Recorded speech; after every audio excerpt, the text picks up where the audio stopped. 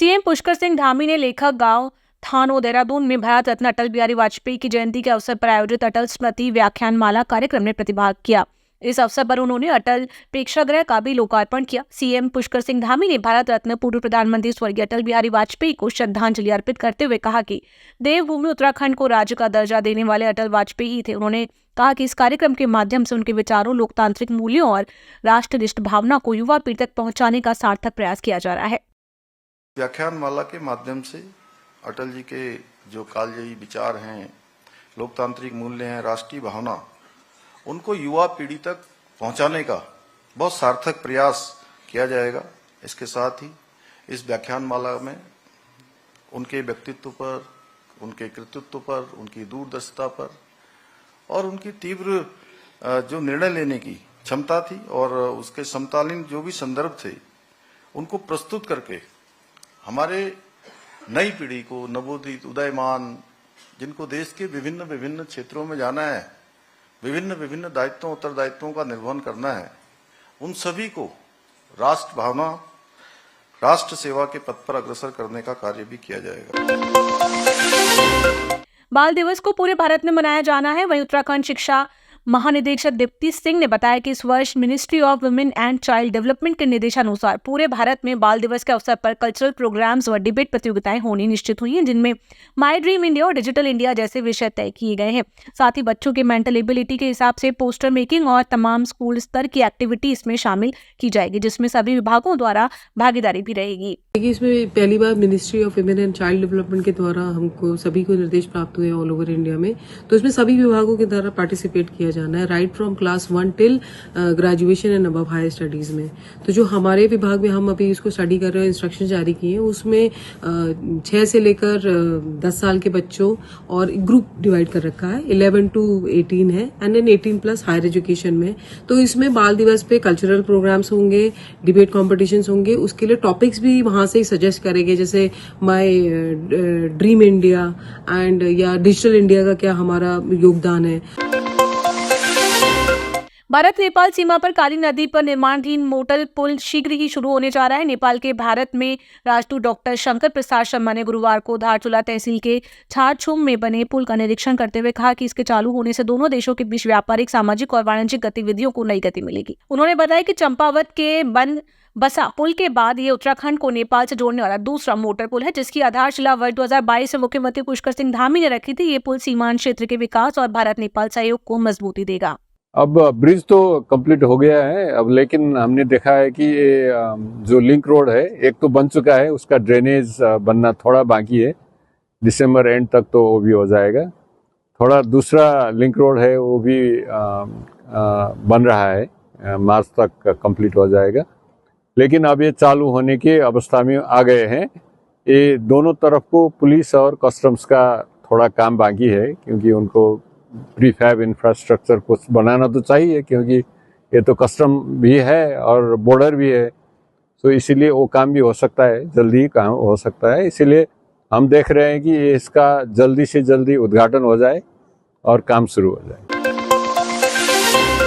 सूबे के पहाड़ी क्षेत्रों में एक बार फिर से पश्चिमी विक्षोभ के सक्रिय होने से आज के दिन की शुरुआत बादलों से भरी सुबह से हुई। मौसम के इस बदले मिजाज ने यहां पर्यटन कारोबारियों को बर्फबारी की आस जगने लगी है। वहीं आईएमडी द्वारा जारी कोल्ड वेब के अलर्ट के साथ साथ विंटर डेस्टिनेशन ओली भी शीतकालीन पर्यटन परवान चढ़ने लगा है। बर्फबारी की संभावना को देखते हुए ओली सहित कुमारी पास ट्रैक रूट पर रौनक बढ़ने लगी है।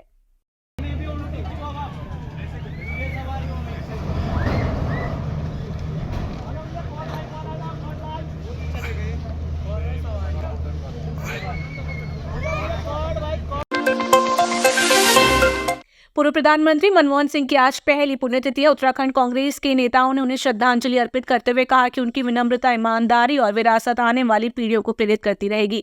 गणेश गोदियाल ने कहा कि उन्होंने देश के आर्थिक पक्ष को नया रूप दिया, आर्थिक सुधारों के माध्यम से लाखों लोगों के लिए अवसरों का विस्तार किया, इसके साथ ही लाखों लोगों को गरीबी से बाहर निकाला। अपनी विनम्रता, ईमानदारी और बुद्धिमत्ता के लिए जाने जाने वाले उन्होंने गरिमा और करुणा के साथ नेतृत्व किया। आधुनिक भारत की अर्थव्यवस्था के निर्माता डॉक्टर मनमोहन सिंह, हम सब डॉक्टर मनमोहन सिंह जी को भावपूर्ण श्रद्धांजलि अर्पित करते हैं। भारत के लिए, राष्ट्र के लिए उनका योगदान कभी भी भुलाया नहीं जा सकता है। ऐसे समय में कि जबकि भारत आर्थिक रूप से बहुत विकट समस्याओं का सामना करते हुए गुजर रहा था, उस समय एक ऐसा तांत्रिक सामने आया, अर्थ का, इकोनॉमी का एक ऐसा तांत्रिक सामने आया जिसने देश को उस संकट से उबारा। आज भी देश में जो आर्थिक स्थिति देश की है वो सिर्फ और सिर्फ इसलिए टिकी हुई है कि उसमें मनमोहन सिंह जी के विचार समावेश हैं। तो ऐसे महान अर्थशास्त्री को, ऐसे महान प्रधानमंत्री को हम सब नतमस्तक होकर श्रद्धांजलि अर्पित करते हैं। 2 दिवसीय नैनीताल दौरे पर आए उत्तराखंड के मुख्यमंत्री पुष्कर सिंह धामी ने आज प्रातःकाल भ्रमण के दौरान पुलिस एवं प्रशासनिक अधिकारियों के साथ शीतकालीन यात्रा व नए वर्ष के दृष्टिगत पर्यटकों की सुविधा हेतु की गई व्यवस्थाओं व यातायात प्रबंधन की समीक्षा की। उन्हें पार्किंग, बेहतर यातायात व्यवस्था सुनिश्चित करने और अत्यधिक ट्रैफिक की स्थिति में वैकल्पिक रूट प्लान तैयार करने के निर्देश दिए। वीर बाल दिवस के अवसर पर देहरादून के आड़त बाजार स्थित गुरुद्वारा श्री गुरु सिंह सभा में श्रद्धा और सम्मान से भरा कार्यक्रम आयोजित किया गया। इस कार्यक्रम में मुख्यमंत्री पुष्कर सिंह धामी ने प्रतिभाग कर गुरु घर में मत्था टेका और साहिबजादों के बलिदान को नमन किया।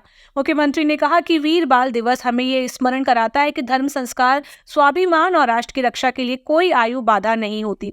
गुरु गोविंद सिंह जी के साहिबजादों ने अल्प आयु में धर्म की रक्षा के लिए सर्वोच्च बलिदान देकर पूरी दुनिया को साहस और पराक्रम का संदेश दिया। वीर बाल दिवस वास्तव में एक ऐसा दिन है जो हमको याद दिलाता है कि यदि धर्म, संस्कार, स्वाभिमान, पराक्रम, बहादुरी हो तो उसके लिए कोई आयु नहीं होती है। इस आयु में भी उन्होंने धर्म की रक्षा के लिए गुरु गोविंद सिंह जी के साहिबजादों ने अपने को कुर्बान कर दिया, अपना बलिदान कर दिया, लेकिन उन्होंने झुकना स्वीकार नहीं किया। लेकिन देश की आज़ादी के बाद लंबे समय तक ये हमारे इतिहास के पन्नों में इसको हमारी आने वाली पीढ़ियों को पढ़ाया जाना चाहिए। उसको इतिहास से गायब रखा गया, इतिहास के पन्नों से अलग रखा गया। लेकिन आदरणीय प्रधानमंत्री श्री नरेंद्र मोदी जी ने वीर साहिबजादों को, दशमेश गुरु गोविंद सिंह जी के परिवार ने जिस प्रकार का धर्म की रक्षा के लिए, स्वाभिमान की रक्षा के लिए, देश की रक्षा के लिए जो बहादुरी दिखाई, जो बलिदान दिया, उसको आज इतिहास के पन्नों में ला दिया गया है। देश और दुनिया के सामने लाकर सच में उनको सही सम्मान देने का काम किया है। प्रदेश में इन दिनों चर्चित अंकिता भंडारी हत्याकांड का मामला दिन ब दिन नई सुर्खियों में बन रहा है। भाजपा के पूर्व विधायक सुरेश राठौर की कथाकथित पत्नी द्वारा एक वीडियो जारी कर वीआईपी का नाम भाजपा प्रदेश प्रभारी से जोड़ा गया। इसी कड़ी में आज भाजपा प्रदेश कार्यालय में भाजपा विधायक व प्रवक्ता खजन दास ने कांग्रेस पर आरोप लगाया कि इस तरह की कृत्य कर कांग्रेस और उक्त महिला अनुसूचित जाति समाज की छवि को धूमिल करने की कोशिश कर रहे हैं, जिसका पार्टी और अनुसूचित जाति समाज कड़ा विरोध करेगा। इसके साथ साथ उन्होंने ये भी कहा कि जो नाम इन ऑडियो में उजागर हो रहे हैं, अगर उनमें कोई भी पुष्ट तथ्य होंगे तो उनके खिलाफ भी कार्रवाई की जाएगी। कहना चाहूंगा कि अंकिता बहन हम सबकी बहन थी, हम सबकी बेटी थी, और जिस बेटी के साथ इस उत्तराखंड की धरती पे हुआ है वो दुखद है। इसकी मैं घोर भर्त्सना करता हूं और दोषियों को बख्शा भी नहीं गया, दोषियों के खिलाफ कार्रवाई भी हुई और 24 घंटे के अंदर हमारे माननीय मुख्यमंत्री श्रीमान पुष्कर सिंह धामी जी ने एसआईटी की जांच बिठाई और दोषियों को कार्रवाई की और आज जेल के अंदर हैं। और ऐसे लोगों को बख्शा भी नहीं जाएगा। जो नाम और उजागर हो रहे हैं, यदि सबूत है तो उनके ऊपर भी कार्रवाई होनी चाहिए।